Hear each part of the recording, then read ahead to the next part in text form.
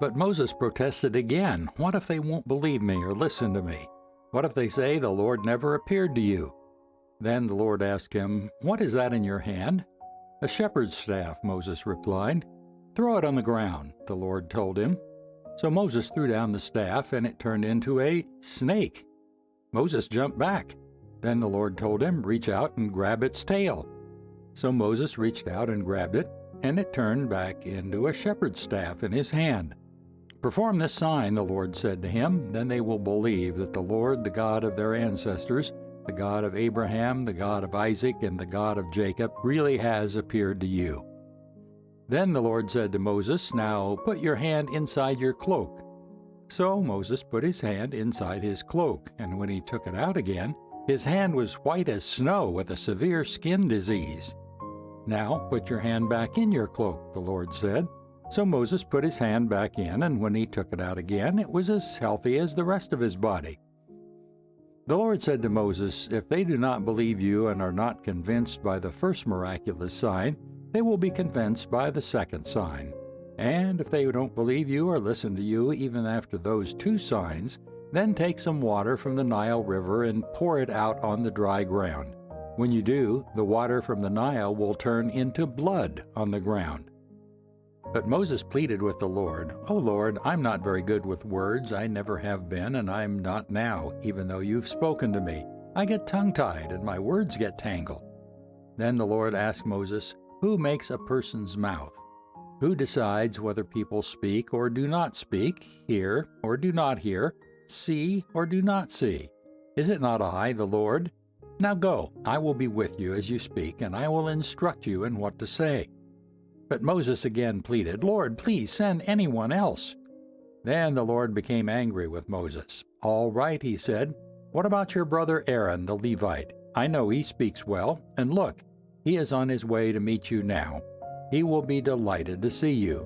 Talk to him, and put the words in his mouth. I will be with both of you as you speak, and I will instruct you both in what to do. Aaron will be your spokesman to the people. He will be your mouthpiece, and you will stand in place of God for him, telling him what to say. And take your shepherd's staff with you and use it to perform the miraculous signs I've shown you."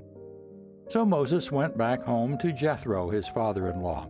"Please let me return to my relatives in Egypt," Moses said. "I don't even know if they're still alive." "Go in peace," Jethro replied. Before Moses left Midian, the Lord said to him, "Return to Egypt, for those who wanted to kill you have died." So Moses took his wife and sons, put them on a donkey, and headed back to the land of Egypt. In his hand he carried the staff of God. And the Lord told Moses, "When you arrive back in Egypt, go to Pharaoh and perform all the miracles I've empowered you to do. But I will harden his heart, so he will refuse to let the people go. Then you will tell him, 'This is what the Lord says. Israel is my firstborn son. I commanded you, let my son go, so he can worship me. But since you have refused, I will now kill your firstborn son.'" On the way to Egypt, in a place where Moses and his family had stopped for the night, the Lord confronted him and was about to kill him. But Moses' wife Zipporah took a flint knife and circumcised her son.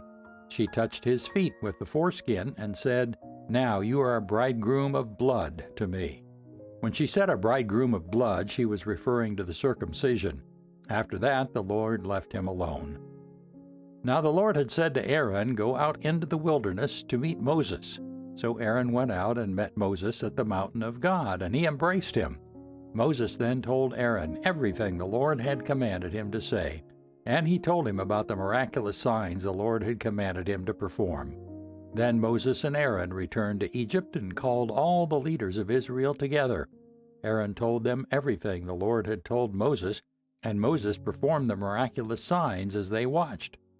Then the people of Israel were convinced that the Lord had sent Moses and Aaron.